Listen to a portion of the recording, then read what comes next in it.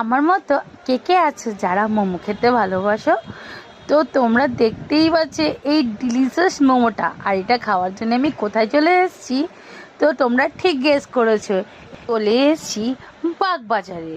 তো চলো তোমাদেরকে বাগবাজারে সেই দোকানটা হচ্ছে এই দোকানটা, যেখান থেকে আমি মোমো হচ্ছে বাগবাজারে হট থাই মোমো সেন্টার। এখানে তোমরা অনেক রকমের মোমো পাবে, গন্ধরাজ মোমো, অনেক মোমো।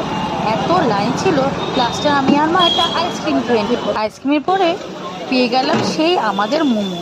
মা দেখতেই পাচ্ছ আমাকে কেটে দিচ্ছে মোমোগুলো বিশাল বড় বড় ছিল, আর তার সাথে খুব গরম আর স্পাইসি ছিল।